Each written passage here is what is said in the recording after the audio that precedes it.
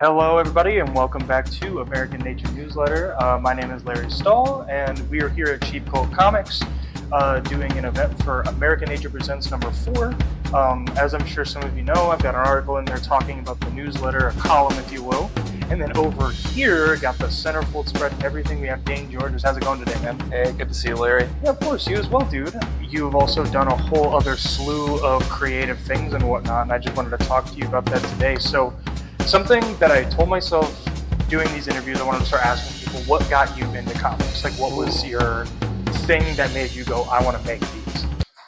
I think, for me, Batman, the animated series, was like such an important cartoon that was on when I was a kid just to like get me looking at the Batman comics. So I think it was that, but I think it was really like, and I have a video, so I also do a YouTube channel, Dangerous Comics, which is how I kind of got connected to Greg and Fake and all the guys, but I have a video on there, which I think was like a little weird for the channel, but I looked at Captain Underpants, and Captain Underpants is like a huge DNA of like how I got into comics, and I think like how a lot of people maybe our age or like our generation, like the Scholastic book fair and like getting that into the classroom, like did something else and kind of validated it in a different way, you know? Right, yeah, because you had like between it was like Captain Underpants, you had Diary of a Wimpy Kid, just any sort of blend of like writing in pictures like at the Scholastic book fair, like it was big for me as well. So I think a lot of people could like attest to like having that experience. Like people like creators within our age range for sure probably do look at stuff like that, and Batman the Animated Series, of course, as well. Like,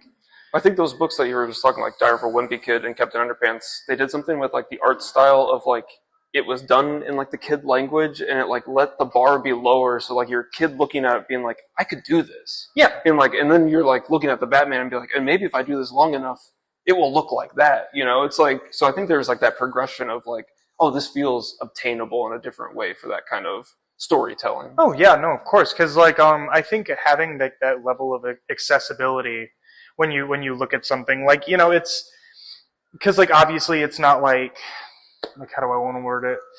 It's not like getting kids inspired to create at that young age is like super duper important, because like obviously you can be an adult and then be inspired and realize like I want to do this, I want to do that, but like having it be into your skull like that, like really, like for that week of the Scholastic book fair, or just trying to pick up like whatever's at the library, and yeah, that's super important. So that being said, that was like your inspo, like that's what got you in. So moving from that, what is the first book that you had put out? Ooh. Well, first book that I like, it was in college, and it was to go to C2E2. Me and my buddy did a fanzine or a fan comic of like our own Doctor Who story. We were like, it was a new Doctor. He was going to regenerate as like a 13-year-old kid. So it was like us trying to do, what is that like, that JL8? I don't know if you know that webcomic, but it was like where all the Justice Leaguers were all in kindergarten together. Yeah. So it was like we were doing Doctor Who with that, but it was like that was like my first, like it was like putting a few pages together. Okay, we're actually going to go show this at C2E2.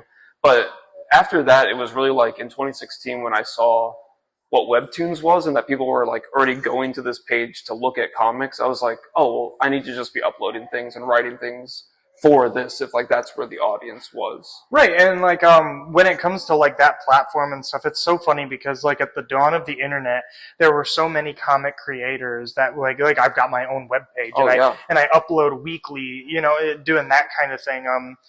As a matter of fact, X-Men Elsewhere that just came out, all of those pages in that book where John Byrne just like, I guess I'm gonna just draw some X-Men and put them on my website. And now they're like fully like colored and inked, but like even then they had that idea. And so like at the dawn of like the digital age and stuff, where we're starting to create those platforms and all of that, I think like making comics like made it like super accessible, like as a medium. For sure. Yeah, like it's always like super dope. Like even as you were like, let's do it, let's go. Like this is a website, it's made for it, let's do it. Like that's really amazing. And I also love the approach of like a Scott McCloud when like webcomics were coming out, where he was like, I'm literally gonna make these 72 DPI, like the smallest. Like he was making it like for the format, and it's like today, it's like you can't even like read it or look at those things anymore. But you're building it for like where people are at, where people are digesting it, and it's like I think that is a lot about comics, and like what Webtoons opened up for me was like the immediacy of it, and just like don't be perfect with it, just put it out. Yeah. And like, I think that was like, it made it a lot easier. It's not like it's getting printed and there could be an error in it. It's like you put it online. If you have to fix it, you can fix it. And it's also just goes to an audience that are ready to read it. Right. Yeah. No, of course. It's so so you got your start in comics, and then leading up to today. Yeah. Just this past Wednesday, I think this will probably be coming out like a couple of weeks from this exact moment. But you're writing reviews in American Nature Presents. You have a whole slew of releases. Go to your LCS and buy it. Buy more comics. Yeah, buy them.